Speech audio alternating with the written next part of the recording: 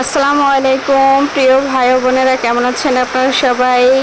আশা করি বর্ষাকালের দিনে সবাই ভালোই আছেন। ওয়েদারটা অনেক ঠান্ডা, তো ঠান্ডার মাঝে আমি আজকে ব্লগ নিয়ে চলে আসলাম। সেটি হচ্ছে ডিম দিয়ে আলু ভাজি করব আর লোটে মাছ ভুনা করব। তো সাথেই থাকুন। অনেক বৃষ্টি হচ্ছে, 10-12 দিন ধরে কোনো থামাথামি নাই, অনেক প্রচুর বৃষ্টি। অনেক অঞ্চলে মনে হয় পানি উঠে গেছে, কিন্তু আমি বলতে পারি না আমাদের অঞ্চলে উঠে নাই, এর জন্য বলতে পারি না। কার কার অঞ্চলে বৃষ্টির পানি উঠেছে প্লিজ অবশ্যই কমেন্ট করে জানাবেন। তো আজকের রেসিপিগুলো কেমন লেগেছে তাও কমেন্ট করে জানাবেন। আর নতুন হয়ে থাকলে আমার পেজটা ফলো করে যাবেন, ইউটিউব হয়ে থাকলে চ্যানেলটা সাবস্ক্রাইব করে পাশে থাকবেন। বৃষ্টির প্রচুর শব্দ গাইস, এই জন্য বৃষ্টির হয়তো শব্দ আসতেছে, কিন্তু কি করব, যখন ভিডিওটা দিয়েছিলাম তখন আর কি প্রচুর বৃষ্টি ছিল, বাহিরে আর কি শব্দ। আলু ভাজিটা হয়ে গেছে।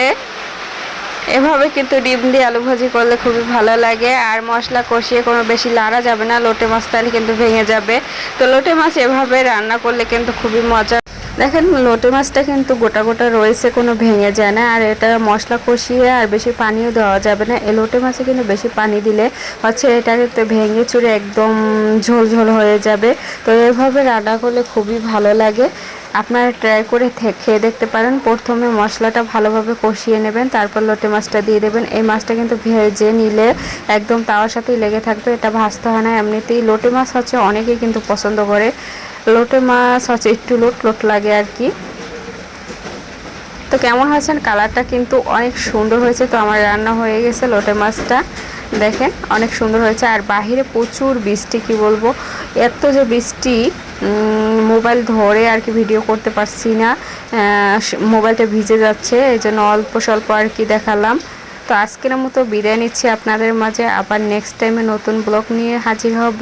সবাই নিত্য নতুন ভিডিও দেখার জন্য আমার পেজটি ফলো করে পাশে থাকবেন। ইউটিউব হয়ে থাকলে চ্যানেলটা সাবস্ক্রাইব করে যাবেন। আল্লাহ হাফেজ, ভালো থাকবেন সবাই।